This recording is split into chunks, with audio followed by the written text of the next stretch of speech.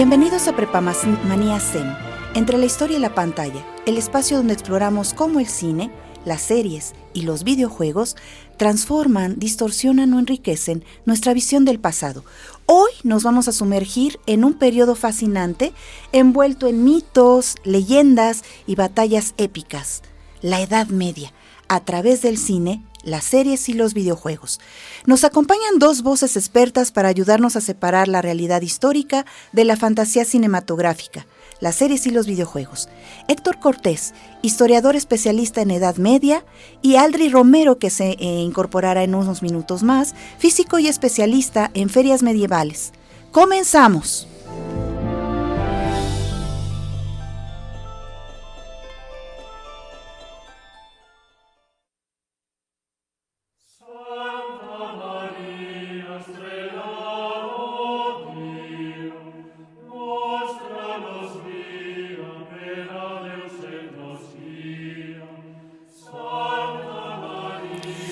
Comenzamos poniendo las bases. ¿Qué fue realmente la Edad Media y cómo se define ese periodo?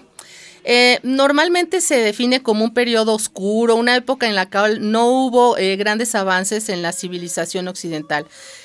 Vamos a ver que desde el punto de vista cronológico podemos considerarla desde el fin del Imperio Romano en el siglo V hasta lo que sería el siglo XV, el Renacimiento como un punto de inflexión. Estamos hablando de un periodo de 1000 años, lo cual piensen que desde el punto de vista occidental la mitad de lo que nosotros hemos vivido en estos 2025 años fue Edad Media para Europa. Entonces es curioso ver esta parte de cómo se maneja el tiempo en un periodo tan amplio y que pudo haber seguramente muchísimas cosas que hayan pasado en este periodo lleno de transformaciones, ¿no?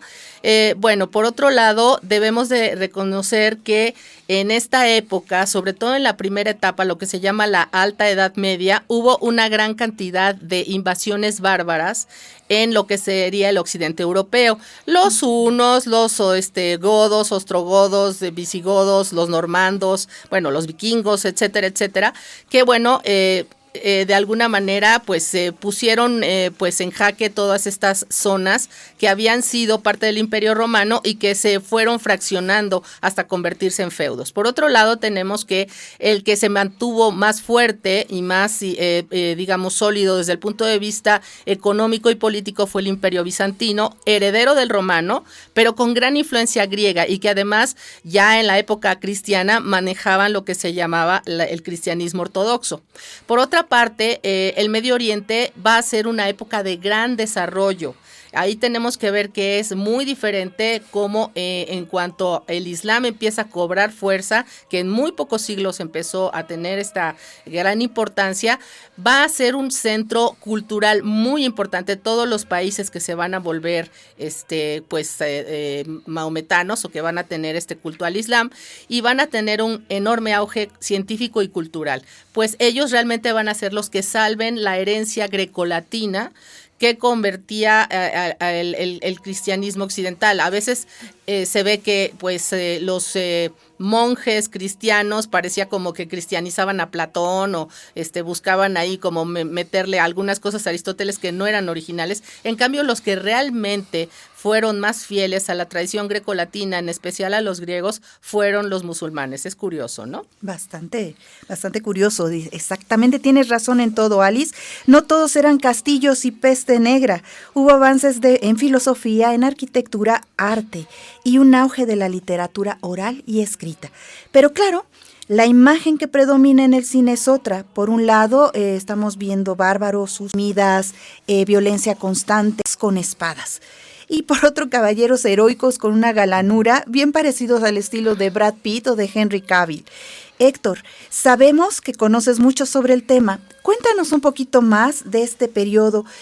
¿Cómo es que se le ha visto o ha sido exhibido en los videojuegos? Bueno, pues de inicio gracias por la invitación y gracias por decir experto en Edad Media. No me consideraría un experto en Edad Media, pero gracias por eso.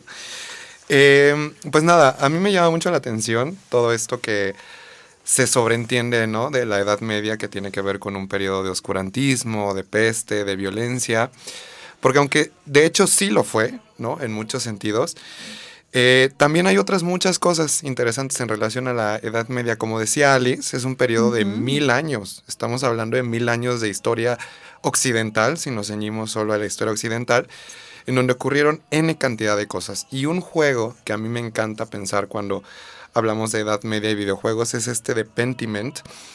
Pentiment es un videojuego narrativo que se ubica en Baviera en el siglo XVI. Y ustedes dirán, pero bueno, eso ya no es Edad Media. Y es que aquí viene el gran twist narrativo, digo yo. Y es que yo siempre le digo a mis alumnos, sí, ok, la Edad Media es un periodo acotado históricamente para fines narrativos, para fines de estudio, pero a ver, no es que la gente de pronto en el siglo XVI dejara de vivir como vivían antes, ¿no? Es un proceso muy paulatino de cambio que estamos viviendo entre los siglos XIV, XV, XVI, XVII. Entonces, me gusta mucho este videojuego porque siento que ilustra muy bien la vivencia cotidiana de la Edad Media o de un periodo que podríamos asimilar dentro de este espectro.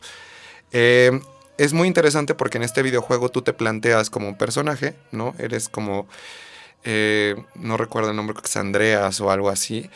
Y tú vas decidiendo el camino que quieres tomar, si quieres ser más estudioso en teología o más sabido en las artes místicas. Qué interesante. Sí, la verdad es que está padrísimo, ¿no? Y tienes que ir como adentrándote en los pueblos, tienes que ir adentrándote en discusiones, en resolver crímenes. Y quizá lo que más me gusta de este videojuego es lo bien documentado que está. O sea, si tú te pones a revisar los créditos, hay antropólogos, hay historiadores, hay medievalistas, o sea, es súper, súper bien documentado. Es, creo que de los mejores videojuegos que yo he jugado. Además, te lo echas muy rápido. Incluso si no eres como tan fan de los videojuegos o no tienes tanto tiempo, te cautiva. Yo me lo acabé en 2-3 días. ¿Tú crees que tendría algún tipo de influencia de este juego de rol que no era de tipo videojuego como Dungeons and Dragons? Un poco sí, pero la diferencia aquí es que sí está pensado como meramente toma de decisiones, porque te va involucrando en resolver un crimen y a partir de resolver este crimen tú tienes que ir descubriendo varias cosas. Entonces tienes que hablar con la abadesa, tienes que hablar con los bibliotecarios, con los monjes copistas, en fin, una serie de cosas que te van enrollando. Y yo siempre les he dicho, o sea, a mis alumnos, porque les recomiendo mucho este videojuego, es la mejor manera que yo tuve de aprender sobre la Edad Media. O sea, sobre cómo se vivía, ¿no? O sea, más allá de los textos, más allá de todo esto, creo que es una de las cosas más... Pues sí, porque están vivenciando, ¿no? Claro, o sea, lo estás viviendo, contexto, estás ahí, ajá. Y aparte te marca las horas, ¿no? Y está ilustrado como un manuscrito medieval. Entonces van pasando las páginas, tú vas viendo como las horas del día, las horas litúrgicas, que la prima, la nona, la tercia, la sexta, etcétera. Es muy padre. Sí, ya se me antojó. Sí, jueguenlo, de verdad es muy padre, yo lo recomiendo mucho siempre. Y otro es el de Age of Empires. Ese es un clásico, Age of Empires, para los que son fans de los videojuegos, porque desde que salió por ahí del 97, 98, principalmente se juega en PC, ¿no? Básicamente este juego lo que implica son campañas militares sobre todo, y vas como cumpliendo misiones para conquistar territorios, ¿no? 3 minutos. Entonces, sí. Perdón, es que escuché. Es padre porque son campañas y entonces lo que tú vas haciendo es como conquistando territorios. Creo que lo diferente a Pentiment es que aquí tienes una visión más omnisciente, entonces tú eres como Dios, ¿no? Estás como, vas de un país a otro, vas conquistando territorios, vas en campañas militares y demás. Y en el de Pentiment, pues es en primera persona. Tú vas tomando decisiones. Creo que los dos son grandes opciones. ¿Y sucede lo mismo en las series y en el cine, Héctor? Sí. A mí me encantan las ficciones especulativas y hay dos que voy a mencionar rápidamente. Una es Sí, a mí me encanta esta porque es una ficción especulativa y post-apocalíptica. Entonces, imagínense el siguiente planteamiento. Es una Edad Media en el futuro. O sea, es la sociedad de repente ya no tiene vista y entonces construyen una sociedad muy al estilo medieval, pero en el futuro. Entonces hay una dinámica ahí rara, postapocalíptica. Y otra es un clásico, es El nombre de la rosa, que está basada en un libro. Sí, ¿cómo no? Sí, y presenta un dilema incluso de orden filosófico, que tiene que ver con la transición a la modernidad y con otro tipo de cosas. Muy bien. Pues, ¿qué les parece si vamos a una cápsula y regresamos? Súper.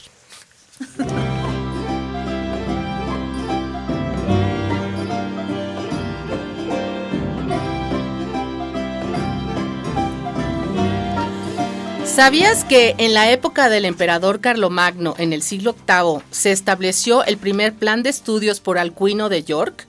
Se constituía por el trivium, 3 vías o caminos, que comprendía la gramática, la dialéctica y la retórica, y el quadrivium, que contenía la aritmética, la geometría, la astronomía y la música. Más tarde se formarían las primeras universidades tan prestigiosas como las de hoy, por ejemplo Oxford y la Sorbona, que nacieron en este periodo. Eran centros vibrantes de debate académico, aunque las primeras universidades de toda Europa fueron Lovaina, Salamanca y Bolonia.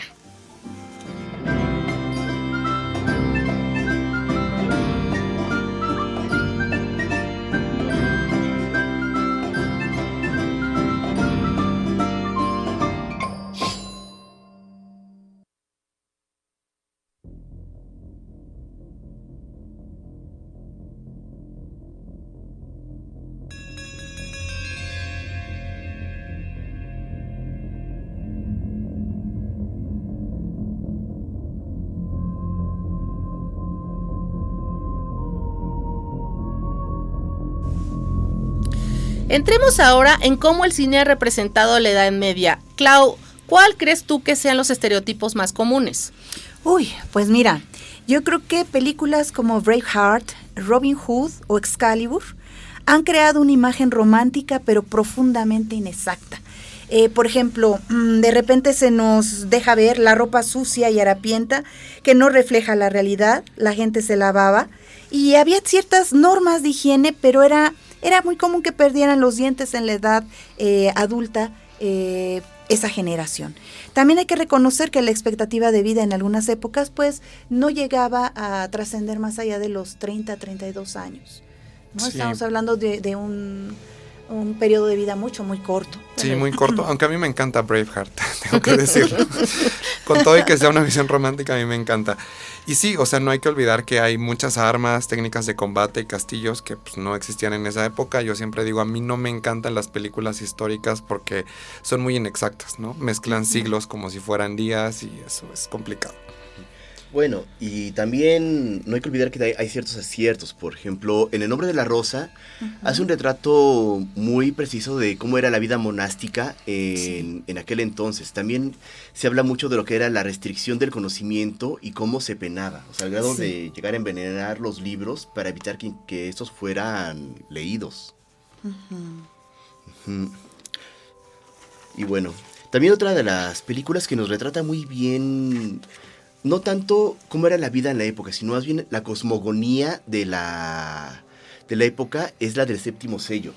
Sí, de Ingmar Bergman. Ajá, sí, buenísima, de buenísima. Sí, o sea, es una joya. Una joya. Sí, es una joya de película. O sea, aquí más que nada lo que me gusta de ella es que justamente retrata cómo la muerte era un hecho colectivo, cósmico y casi pedagógico. O sea, la muerte era algo habitual en la Edad Media. Teníamos pestes, teníamos guerras, teníamos enfermedad. La gente era, te cortaste, te moriste. Estornudaste, te deseo salud porque te vas a morir. Probablemente morir. Sí. Entonces, justamente aquí se maneja la parte de la cosmogonía de la muerte, donde tenemos a este caballero Antonius Block, que viene de las cruzadas. Entonces, él viene realmente destrozado. O sea, es un caballero que viene en crisis. Vio la barbarie de las cruzadas y siente realmente que Dios lo ha abandonado. En su trayecto de regreso a casa se cruza con la muerte, donde la muerte le dice, ha llegado tu momento. Sin embargo, le dice, vamos a jugar una partida de ajedrez. A lo largo de su trayecto se va desarrollando esta partida de ajedrez y él va y bueno, aquí el detalle también es cómo nos presentan a la muerte. La muerte no es un ser malvado, no es un ser benigno. La muerte es imparcial, inevitable y es casi cortés. Sí, algo que llega por naturaleza. Sí. Le comentaba a Clau que encontré una imagen en un texto medieval. Tú sabes que, bueno, había una iluminación de libros muy especial en esa época, en donde está precisamente un personaje jugando al ajedrez con la muerte. Sí. Es algo antiquísimo, también es como el siglo X o XI, no sé.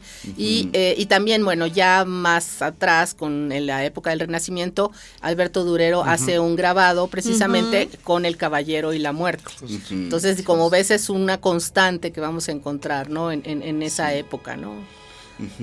Sí, también algo que nos retrata Bergman es no solo la decadencia del mundo, porque, por ejemplo, tenemos en esa parte decadente cómo están los flagelantes. O sea, es una escena muy impactante de la película, ver pasar los flagelantes, donde justamente se considera la peste como un castigo divino, mientras que tenemos una contraparte que son los artistas, los artistas callejeros, que son Geoff Mia y su hijo pequeño, y cómo realmente Antonius lo que hace es jugar con la muerte, pero para poder dar vida por vida.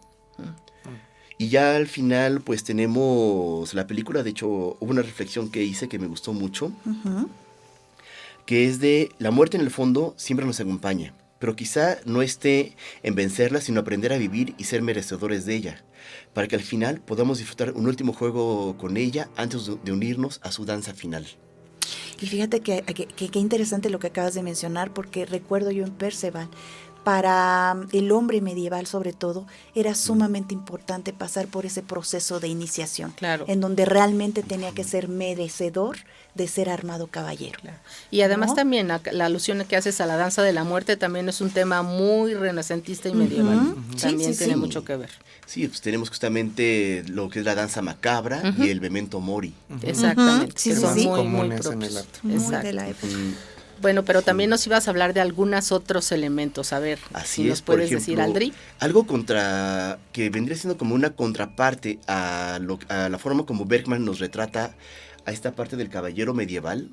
Tenemos también la obra de Sir Walter Scott, que para mí es es el manual del caballero perfecto. O sea, nos retrata, en su obra de Ivanhoe, que fue publicada en 1819, Walter Scott nos retrata justamente cómo el caballero debe tener siempre lo que es honor, lealtad y justicia. O sea, aquí nos ponen a Ivanhoe, que es desterrado por su padre, porque Ivanhoe es partidario de Ricardo Corazón de León, que en ese entonces pues se dice que está preso en Normandía. Entonces, pues se nos presentan justamente las reglas de las justas, las reglas de la caballería, y cómo se seguiría ese punto de vista romántico, casi mítico del caballero. O sea, aquí sí tenemos una versión muy polar de lo que se idealiza del caballero medieval. Inclusive eso está tomado de muchos de estos cantares de gesta. Yo recuerdo el cantar del Mío Cid, exactamente, que habla mucho de que no sé exactamente cuál es la frase, cómo se dice, pero qué buen vasallo si tuviera buen señor, ¿no? Porque sí, el rey resulta ser bastante nefasto, pero el Cid es una maravilla, ¿no? Inclusive también como podemos ver en el cantar de Roldán y otros cantares de gesta, los nivelungos, todo eso, pero en donde existe precisamente esta idea, como tú dices, del perfecto caballero, donde el honor es lo más importante, ¿no? El ayudar a las viudas, a los huérfanos, a la dama en problemas, o sea, y además combatir el mal, combatir al enemigo, al que está en contra del cristianismo o al pecado. Sí. Después me gustaría hablar, bueno, ya que vayamos más adelante, acerca de unos elementos ahí que tienen que ver con eso. Pues sí. Bueno, y también algo que ocurre mucho, que ha ocurrido mucho hoy en día, es la tergiversación de los vikingos. Por ejemplo, lo que es el cine, videojuegos, tenemos a los vikingos con ropa de piel, rapados, tatuados, con cuernos, con lo que era realmente. Ojalá se hubieran visto así. Sí. Sí, cuando en realidad pues ellos eran muy sencillos en su vestimenta, era ropa de lino, era O sea, lo que era básicamente lo que era la chaqueta, pantalón, zapato de cuero. Sí llegaban a usar ornamentos, o sea, collares, simbolismos con el martillo de Thor principalmente. También llegaban a usar el Valknut, el Yggdrasil. Y por ejemplo, y la parte de los tatuajes, nada más hay una sola alusión a los tatuajes, ni siquiera es alusión. O sea, esto fue hecho por el viajero árabe Ahmad ibn Fadian, que escribió en el siglo X de los varegos del Volga, que era un pueblo escandinavo. Sí. Ya. Y nada más lo retrata como hombres pintados desde el cuello hasta los pies. Entonces, pero justamente su palabra, la traducción correcta es pintados, no tatuados. No tatuados. Entonces, qué interesante. ¿era pintura de guerra? ¿Era tatuaje? No sabe, porque realmente no ha habido ni una sola momia conservada Que tenga. que realmente se vea la evidencia de que se hayan tatuado. Ay, Aldri, Tal qué padre vez- que estás ahorita hablándonos de esto. Yo creo que lo retomamos regresando ahorita de una cápsula. Sí. Ajá. Adelante.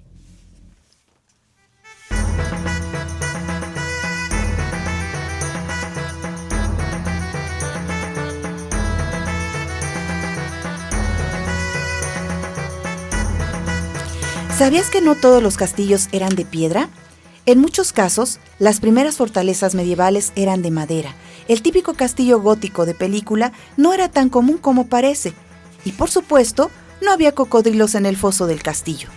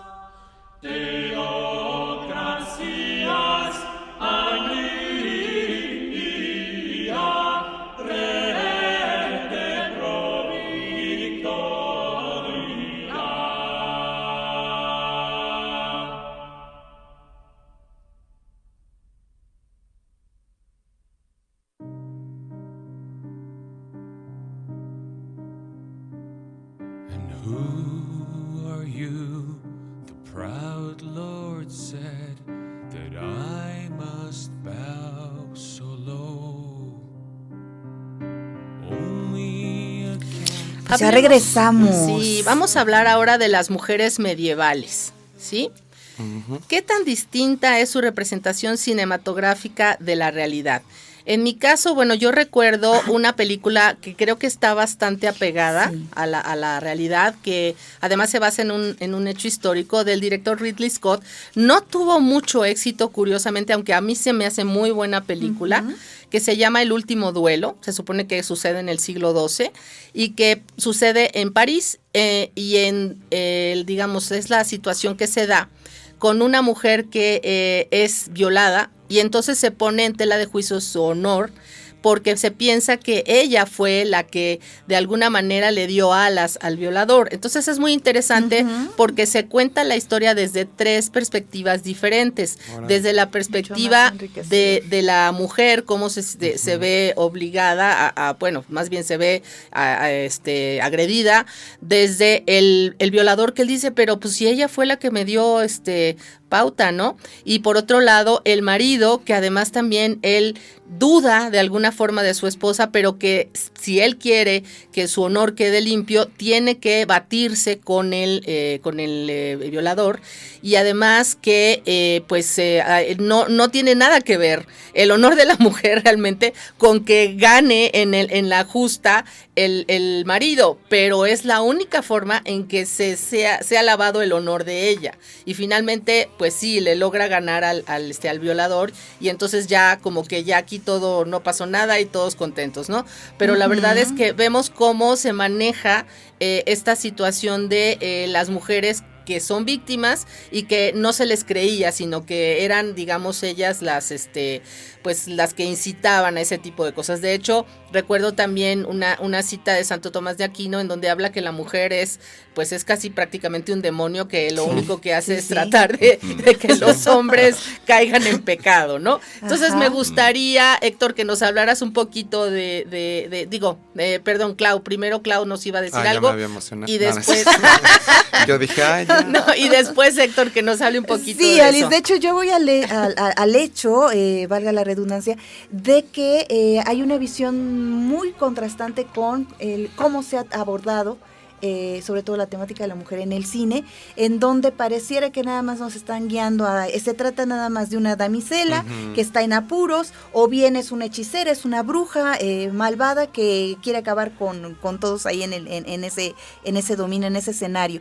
Y pues en la realidad nosotros encontramos a mujeres de la talla de una Hildegarda de Bingen o una Leonor de Aquitania, mujeres que fueron muy poderosas, ¿no? Encontramos también mujeres nobles, campesinas, que llevaban sobre de ellas todo ese peso de la economía de la época. Sí, ¿no? Totalmente. Y no solamente eso, o sea, creo que ha sido muy injusta la historia con las mujeres. Yo siempre insisto en que hay que reflexionar en que la historia ha sido escrita desde los hombres para los hombres, ¿no? Entonces, ¿cómo cambiaría nuestra visión de la historia si la hubieran escrito las mujeres o si hubieran tenido acceso a justamente, o en la Edad Media, ¿no? Y de hecho muchas mujeres sí sabían leer, ¿no? Especialmente en los conventos tenemos estas figuras de las copistas que se encargaban de copiar, traducir los textos, de hacer manuscritos. Finalmente ellos eran como los salvaguardas del conocimiento. Y que también, hay que decirlo, prohibían muchos libros, ¿no? Porque acceder a ellos no era precisamente fácil. Y en el cine siempre encontramos estas representaciones, pues sí, pasivas, pero también muy a veces con un énfasis en la belleza, en como si fuera un adorno, ¿no? Algo muy decorativo y que realmente no se apega a la realidad. Pero pues que sirven de gancho, ¿no? Pues sí. Para la parte comercial en la Totalmente. actualidad.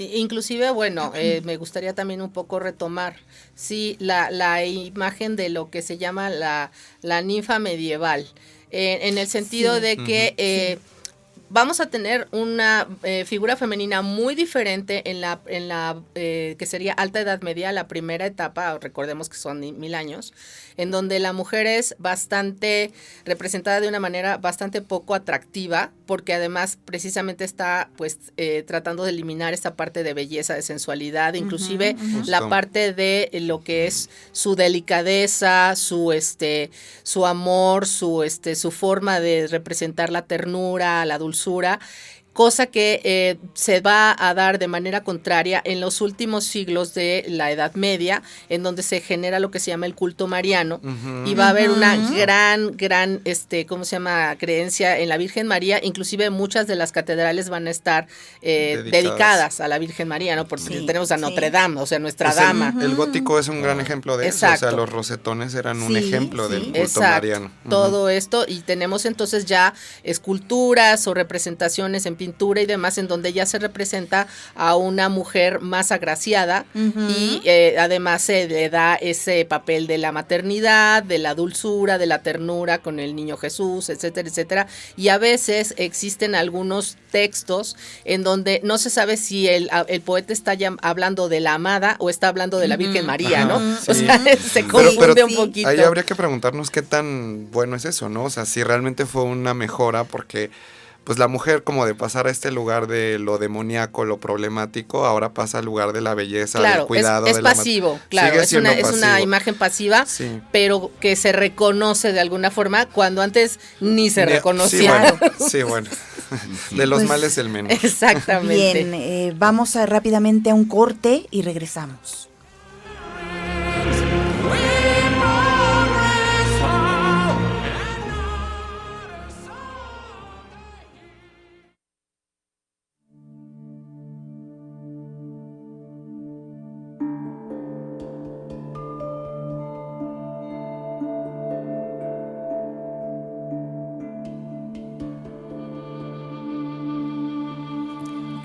¿Sabías que en la Edad Media existieron escritoras reconocidas? Christine de Pizan fue una de las primeras feministas de la historia. En 1405 escribió La ciudad de las damas, defendiendo la educación femenina.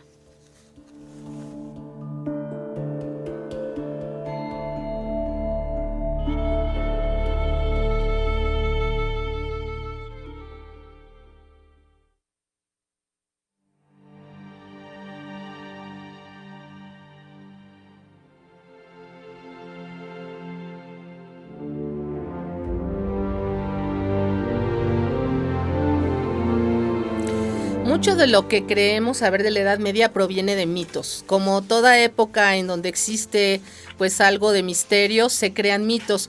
¿Cuáles son los más persistentes? Me gustaría que los dos me platicaran acerca de esto. Bueno, uno de ellos es esta idea de que la Edad Media fue una época sin ciencia, aunque ahí sí me gustaría agregar que esto que entendemos como ciencia es un concepto muy complejo y muy de la modernidad. Sin embargo, en la Edad Media se sientan las bases de todo esto que eventualmente se va a construir como ciencia. Era una época en donde había sí astronomía, astrología, medicina, hubo traducción de textos de diferentes orígenes, ¿no? Digo, también ahí hay una interpretación interesante porque se mezcla mucho con la teología, ¿no? Tenemos los filósofos como Santo Tomás de Aquino, San Agustín, que recuperan ideas platónicas o ideas de Aristóteles, gracias a este contacto que de pronto hubo con el mundo islámico. Pero es muy interesante voltear a ver toda la producción de conocimiento que hay en la Edad Media. Y como me gusta decir un poco, lo que encontramos en la Edad Media es una disposición al conocimiento que está muy sesgada por Dios. O sea, si eso es bueno o malo, lo podemos discutir después, pero hay una disposición al conocimiento y se sientan las bases de lo que ulteriormente se va a conocer como ciencia. Muy bien. Muy bien. Bueno, aquí enriqueciendo un poquito más lo que dijo mi compañero, justamente, por ejemplo, Carlomagno sentó las bases para las primeras universidades. O sea, tenemos la Universidad de Oxford, que es de las más antiguas del mundo, y justamente que manejaban tanto el trivium como el Quadribio. Cuadribio. Sí, de eso ya Sí, sí. lo comentamos en una de perdón. las, De las cápsulas. Es que llegaste cápsulas. tarde. Sí, es que sí.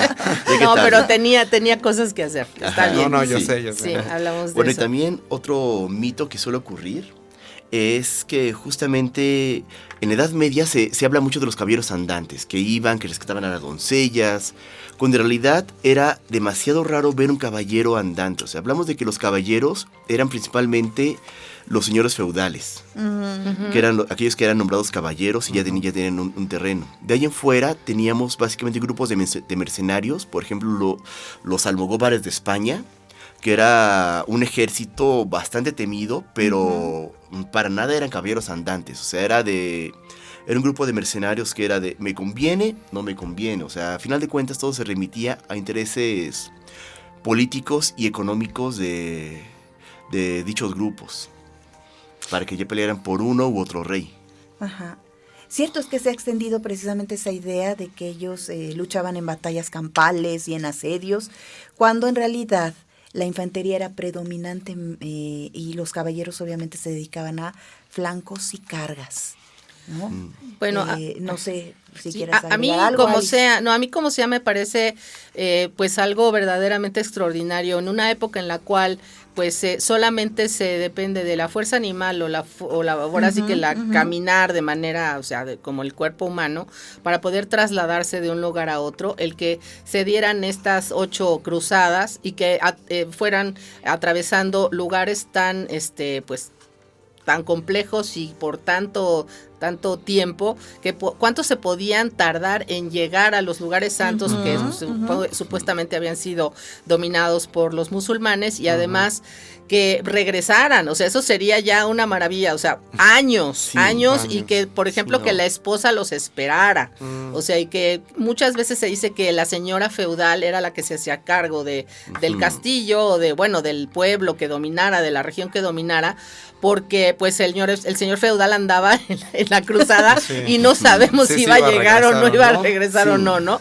Entonces, bueno, eso es lo que a mí, claro, tenemos el antecedente también de los legionarios romanos que también anduvieron por todos lados y la verdad es que sí es verdaderamente, o sea, nosotros no podemos entender con la manera tan rápida como nos transportamos y con todas estas diferentes vehículos que nosotros tenemos, poder entender cómo es que se llevaban a cabo este tipo de transportaciones de un lugar a otro, tan lejos y tan complejo, ¿no? Entonces, y con esta idea de fe, con esta idea de llegar al lugar y todavía establecerse y luchar en contra de los paganos, en contra de los enemigos, ¿no?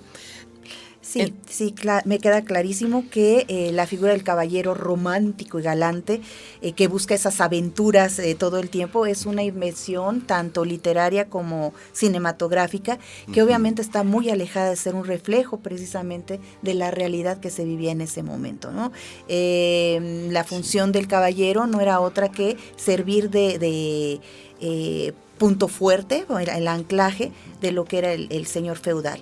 Y vemos claramente también que se tiende a presentar un código caballeresco un tanto idealizado y eterno, que está totalmente separado o alejado de esa complejidad de lo que era la realidad medieval y que se exalta de una manera contundente la búsqueda de la fama y el honor como único punto de motivación para él, ¿no? Sí, y otra cosa que también me gustaría retomar con respecto a la imagen del caballero, hay de hecho un santo inventado, que es San Jorge, San Jorge, ¿no? Y que lucha contra contra un dragón, que bueno, nosotros podemos pensar que los dragones, pues realmente podría ser que encontraron fósiles de dinosaurios y de no ahí existían salió. los dragones. No, pues siento decírtelo, pero no existían, ¿ok? Entonces podemos quedar con esa idea que tal vez, pero realmente lo que se ha encontrado con respecto a la simbología de lo que es el caballero, la dama y el dragón, es que el caballero viene representando a la iglesia.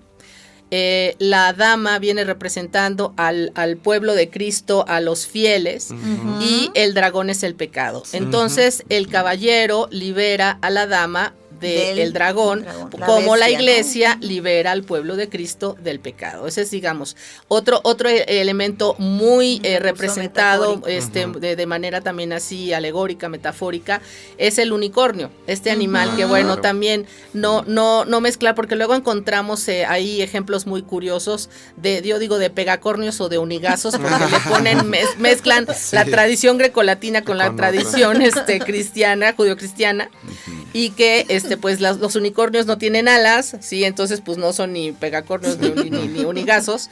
Entonces el unicornio, lo que de alguna manera se representa es a Cristo, porque además la casa del unicornio representaría la pasión de Cristo, y solamente se puede cazar a un unicornio, solamente se le puede capturar a través de ponerle de cebo a una virgen, así como Cristo solamente pudo hacerse humano a través de una virgen. Entonces estamos hablando de cuestiones también muy religiosas, muy aterrizadas en lo que son las creencias y la fe, y que representaban pues estas imágenes que hemos visto muchísimo en el arte y en la literatura medieval. Por eso vean los bestiarios medievales. Claro. Sí, son claro, fascinantes. son fascinantes. De hecho, sí son geniales. fascinantes, sí, la verdad que sí. Pues bueno, vayamos a una cápsula, ¿qué les parece? Y Muy regresamos. Sí.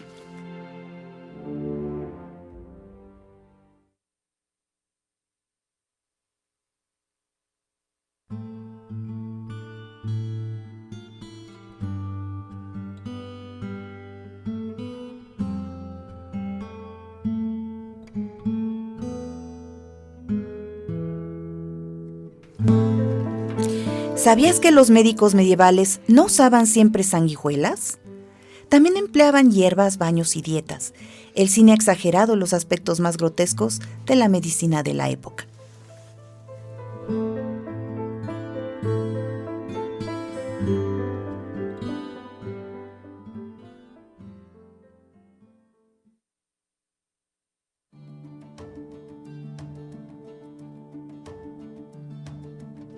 وأنا بؤمن بمملكة الجنة وأنا بؤمن بمملكة الحب. Pues bueno, regresamos. Hemos recorrido ya un largo camino en esta sesión de hoy, desde la historia documentada hasta las pantallas del cine. Como hemos visto, la Edad Media fue mucho más compleja de lo que Hollywood suele mostrar. Y el reto está en disfrutar el cine sin dejar de cuestionar lo que vemos. Por supuesto que siempre estará la historia ahí para de alguna manera darnos la idea de lo que realmente pasó, pero pues también se vale, ahora sí que se vale soñar, ¿no? Entre lo que se pudiera haber sido la Edad Media. Sí. Bueno, y también justamente la ficción nos puede abrir las puertas para interesarnos siempre por lo que es la historia real. O sea, el poder ver de, ok, esto me plantean y decir, ¿y cómo fue que pasó en realidad? Muy Sí, bien. claro. Sí, bueno, y entre la fantasía o la realidad, a veces yo sí elijo la fantasía. es más interesante. a Es más veces. fácil Es más soñar. divertido. Interesante ¿no? hablar de dragones y de Sí, unicornios. no, es más divertido, pero eso sí, o sea, siempre manteniendo en cuenta que es mucho más interesante dejarse llevar por la fantasía cuando uno sabe que es fantasía, como estableciendo este pacto de verosimilitud con aquello que consume y mantener un pensamiento crítico, una curiosidad abierta. Y paréntesis rápido, saludo a mis alumnos del 205 que dejé sin clase. Sí, a todos los chicos de la prepa un parcialmente saludo, sin güey. clase, Un pero- abrazo enorme. Espero que te estén porque nos escuchando. están Yo también acompañando. espero, Sí. sí. Claro, espero que gracias. te estén Sí, sí, sí. escuchando. Sí. Bueno. Bueno, pues entonces, No sé si quieran comentar algo que se haya quedado en el tintero, que quisieran abordar más sobre series, películas o alguna referencia medieval Sí, que les alguna interese invitación. en estos minutitos ¿Alguna que nos invitación? sobran. Bueno, por ejemplo, algo que sí me gusta, algo que sí me gustaría, pues, invitar a las personas es justamente esa parte de la crítica. O sea, se vale soñar siempre, pero es ver de dónde de dónde vinieron justamente estos sueños. O sea, por ejemplo, no sé si puede hacer una invitación a un evento Claro que sí, Sí, porque sí, además, sí. bueno, no hemos comentado bien de manera más clara, lo dijimos al inicio, pero Aldri participa y organiza lo que son ferias Las ferias medievales. Órale. Sí, Entonces, sí, sí. es Qué padre. sí, de hecho, bueno, casi estuvimos a punto de hacer algo aquí, pero bueno, Ay, sí, pero se sí, siente en el ah, casi. en algún momento trataremos Será. de retomarlo, sí. Sí, o sea, por ejemplo, ahora el primer fin de semana de octubre va a ser el Viking Fest en la Marquesa, entonces Órale. es Viking Fest. Ajá, Wow. sí, es justamente es un evento enfocado en la parte nórdica de la historia. Ujú. O, nuevamente, pues nos remitimos un poquito a esta parte, ¿no? De que la gente se va hacia lo que es la fantasía, lo que es Hollywood. Claro. Pero pues no está de más disfrutar un poco también de esta fantasía sabiendo que es eso. O sea, fantasía, porque yo siempre Vivencial, Pero no 100%, vamos a ¿no? morir de peste. No. Fíjate que algo contrario a lo que se dice, los nórdicos eran muy, muy aseados. No, sí, sí. Sí, o sea, de hecho, los pueblos paganos en general, o sea, lo que eran los Sí. nórdicos, los celtas, eran gente muy aseada. Realmente esa parte vino para bien o para mal de la cristiandad. O sea, esa Sí. parte de... Incluso, por ejemplo, igual de los médicos. Ujú. Hay un meme que me gusta mucho así de, lo veo muy enfermo. Creo que le quitaría un poco de sangre para que se sienta mejor. Sí. Sí. No, y es que toda esta concepción del cuerpo, ¿no? Eso es algo Ajá. que a mí me gustaría rescatar porque yo más bien mi línea de investigación tiene que ver con historia de la ciencia, ¿no? Entonces, desde la historia de la medicina, se piensa que en la Edad Media, pues un médico era igual a un cirujano cuando eran cosas bien distintas. Un cirujano era otro oficio más. O sea, era como el barbero. Yo les digo, era como ir a que te cortaran el cabello y de paso te cortaran un brazo, ¿no? O sea, básicamente así funcionaba, porque claro, existía sí. esta idea de que el cuerpo era algo más bien sucio, algo que de pronto no se podía tocar, los fluidos y esta cosa, pero viene muy del cristianismo, justamente. Ay, me acabas de recordar algo rápido. No sé qué tan explícitos podemos ser aquí. Pues ya Ah. nos quedan unos minutitos. Pues, Ya está. Suéltalo. Pero suéltalo. Sale.